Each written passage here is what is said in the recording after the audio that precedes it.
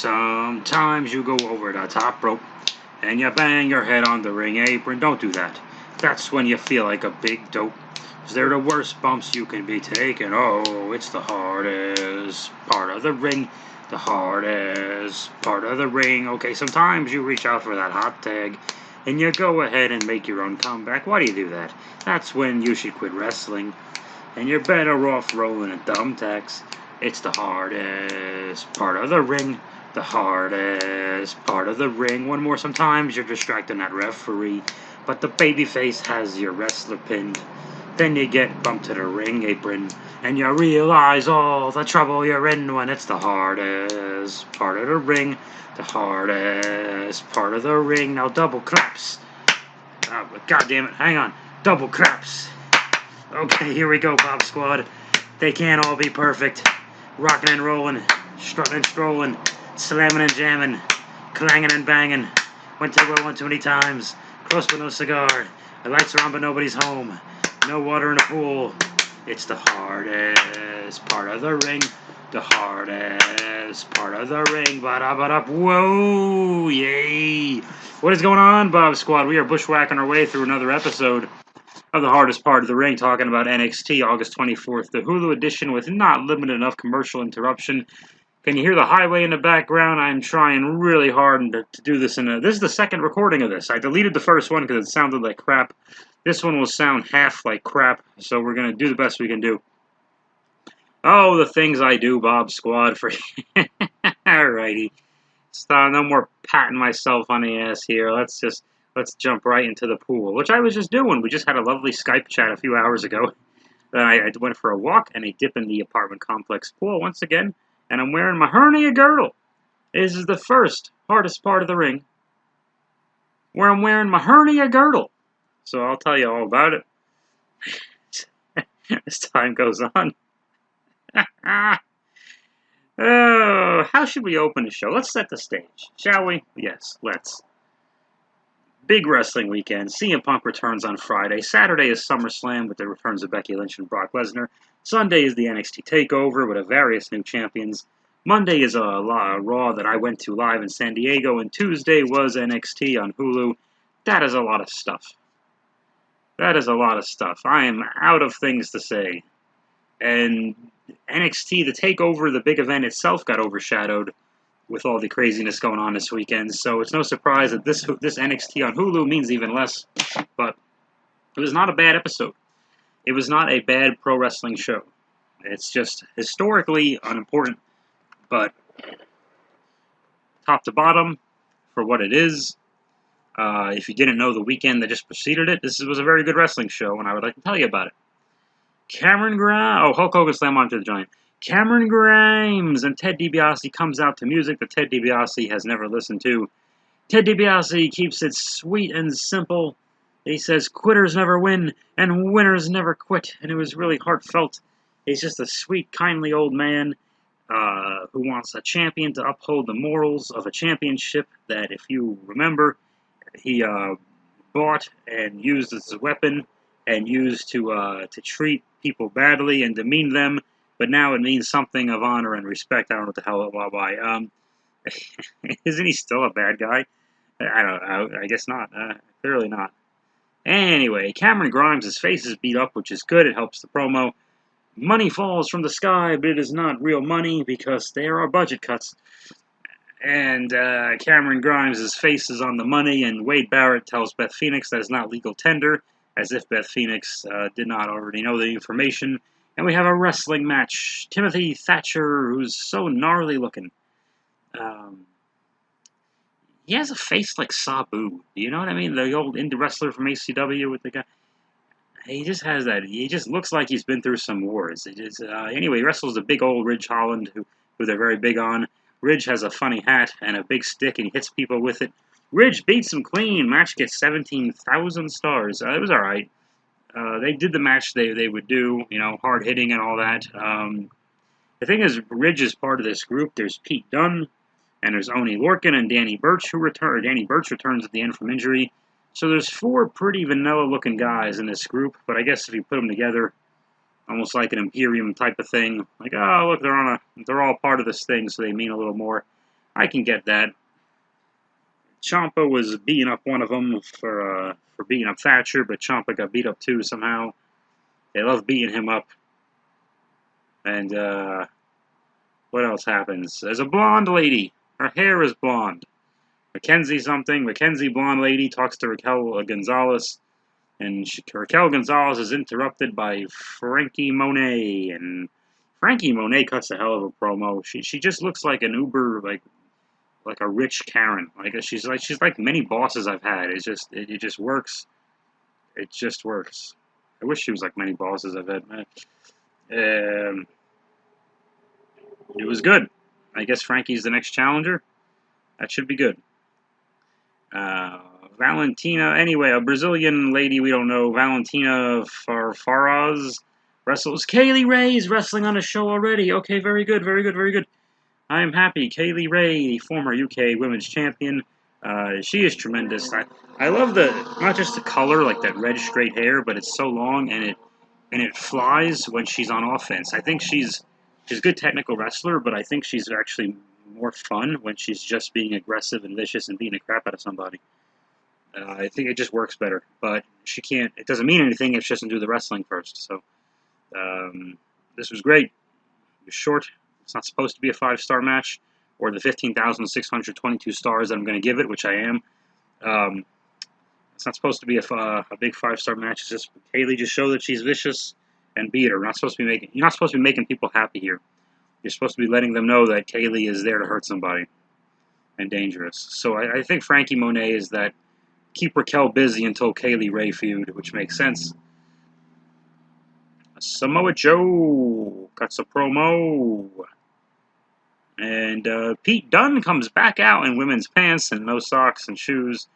And Pete Dunne says, I'm British. And then LA Knight comes out and he says, I lost last night, or 2 nights ago. I should have a match for the championship. And his music is cool, but LA Knight was great. Just talking like a wrestler. Kyle O'Reilly comes out and sounds like a college kid that is upset that you hurt his feelings. Anyway, he won a big match, so he should have a championship. But for the 3 of them, Kyle is the best point here.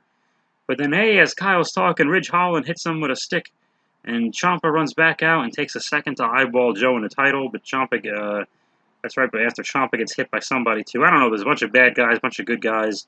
Joe gave a couple of headbutts. I think he gave a headbutt to Pete Dunne in women's pants. And what happens next? Ted DiBiase, sadly, next. He says goodbye. This is the end of the Ted on TV run. It wasn't going to last forever. So he says goodbye to Cameron Grimes. He gets in a limo and he says, kid, I'm proud of you. And Cameron Grimes hands the $1 million belt to Ted and he says, it's not right for me to have this. This is your legacy. You should keep this. And then there's a pause, and Ted says, wait, no, kid. I insist. You keep this. And Grimes takes that $1 million championship, and he says, wow, this means a lot. And he says, wait a minute, Ted, something's wrong. And he reads the back, and he says, copyright 2020. This is a replica championship. And Ted does the laugh, and they drive away. And Ted gets the last, and he says, ah, damn, Ted. Like, oh, shucks, he got me again. I'm sure it's not the last time we ever see Ted DiBiase. I hope not, but that was a good way to just put closure on the chapter. Better than what they did for Bad Bunny, where he just stood on top of a truck or something and Triple H handed him a sledgehammer, or I don't know what the fuck they did. Or Triple H gave Bad Bunny his own championship that's not a replica for some reason, but the Cameron Grimes is a wrestler, gets a fake one. I don't understand. I do hate replica belts, by the way. I didn't see many of them in San Diego, by the way. That did used to always drive me nuts when fans would buy these stupid $200, $300, $500 like thin fake championships and wear them around the arena like they won them. Like, ugh, just embarrassing yourself. Stop. The kids ones for the kids with the kid size are perfectly. That's their kids. That's fine. But for the adults, like, why do you have that? What does that prove? I watched a lot of wrestling. Like, stop it. Anyway. The breakout tournament finals are here. Carmelo Hayes wrestles Odyssey Jones. Now, right away, we knew this was going to be a hard match because we have 2 baby faces, but one is gigantic and the other one is like an underdog or in good shape, plucky kind of guy. He's real fast. And they made it work. Odyssey Jones and Carmelo both did a good way of trying to make this work. Um, whoever was helped them with this match, produced this match, did a fantastic job. Because the way that they can't really take a cheap shots, but instead of a cheap shot, Carmelo, there's a small... Is there a helicopter outside? What the fuck is happening outside? I'm being attacked by a Cobra Rattler in my apartment. Like instead of a handshake and a cheap shot, like Carmelo would like fake the handshake, but then grab a headlock. Like it's still not that. He's still grabbing a hold, so it's not that bad. And somehow Odyssey Jones lost this. He hit a big splash, and then he pointed to the sky, and he got rolled up in a crucifix pin. 1, 2, 3. I mean, granted, the match gets 14,111 stars. Don't question the system. I don't have time. But how did Odyssey? Why? Carmelo Jones celebrates the guy that he's got no personality. The only argument I'll accept is somebody said, well, Odyssey Jones doesn't need to win it because he's clearly a big, charismatic dude. He doesn't need to win this thing and blah, blah, blah, blah, blah. Okay, if you say so. Carmelo Hayes, now can challenge for any championship he wants. Obviously, he would challenge for the big one. I think 2 years ago, whenever they last did this, whoever it was challenged Adam Cole. Was it the Swerve Scott guy or somebody else? It's one of them. Didn't matter because Cole beat him, but... Was it Bronson Reed? No, it couldn't have been. I think they beat Bronson. I don't remember. Well, there you go. I don't remember. That's probably not good. Okay. I don't know why. Because I think, in my head, I saw Odyssey Jones wrestling and losing to Samoa Joe, but being somewhat competitive. Not like 50-50 competitive, but competitive enough just for Joe to at least give him a quick handshake or a nod or a fist pound or a little, as much acknowledgement as a Samoa Joe would give you, and then that's it. Just to show that we're taking Jones seriously. Okay, so Carmelo Hayes it is. He's very boring. I mean, just when he talks, and guys just go right to sleep. But great wrestler, obviously. In shape, blah, blah, blah, blah. Who cares? We recapped the wedding proposal. That's never going away. Maybe one of the things I liked about TakeOver Bend Over 36 so much is that they didn't really spend any time on the wedding proposal because none of those people had matches involved. Candice LeRae, Mrs. Gargano, is impregnated with her husband's semen and has a fertilized egg and a fetus in the womb that she'll give birth to out of either her vaginal canal or a cesarean section. We don't know. I don't want to know. It's none of my business. But I'm just saying one of the two things will happen there. That's the plan. Unless, like our old friend Stale Seltzer at the Wrestling Rubbernecker says, plans change, pal. But no, that's the plan. She will give birth to that baby, a healthy baby boy or girl, okay? Or I don't know, maybe gender is not a construct. I don't know. She will give birth to a healthy infant human out of her vaginal canal or through a cesarean section surgical procedure, which is very common, so there's no need to be alarmed. All right? We cover that? And I cover it in detail. Son of a bitch. Alright, pal. The main event, I thought I was going to hate, and I ended up liking. So, hey, you know what? You throw it at the wall, you see if it sticks. We have a 6-man tag, the team of Hit Row, which I really hated, and now I hate them a little less. Wrestles the Evil Lucha guys, who I'm still kind of falling asleep over. The guy Top Dollar is apparently the fat ass that does that fake auction, the fake treasure hunt show they do on A&E where they look for stuff they already know where it is. So apparently he's a fucking TV talking head, so already I don't like him.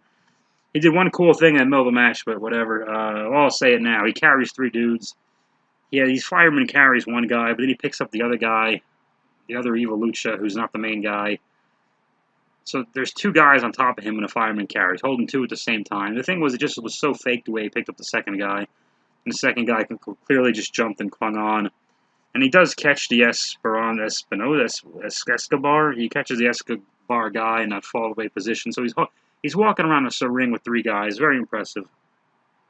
But one of them accidentally shakes loose, so he kind of leans back because he wants to do like a strongest slam whip them down thing, but the tippy top guy just flew out of the way, which is kind of funny. Physically impressive. It was a great visual. It was visually impressive. I don't know if it's that physically for him, but visually impressive. Also fake as fuck. Come on now. Anyway, Swerve Scott hit a 450. That wasn't the finish, of course. The Shante Adonis guy looked better. He was just kind of the other guy. He wasn't the main guy. He wasn't the big fat fucking guy. So I thought he did one or two things that I thought looked really good. He's in great shape, of course. Looks the most athletic of the three of them. So I don't know what his personality's like. It's hard to tell. There's a lot going on in that group. There's four of them walking out there. It's hard to stand out. Anyway, the woman's name is B-Fab, apparently. I'm just finding that out now. Her job is to sing the thing. And she posts Escobar. She puts the evil lucha guy face first into the thing. And then some lady named Electra Lopez comes out, and she has a pipe. What's it with the pipes today? She has a pipe, and she hits B-Fab in the stomach. And then Swerve gets rolled up by Escobar. 1, 2, 3. Very good match. Match gets 18,977 stars. Okay. One of these days I'll explain the math on all of this, but we don't really have time right now. Okay, so now we have two groups with three guys and a lady.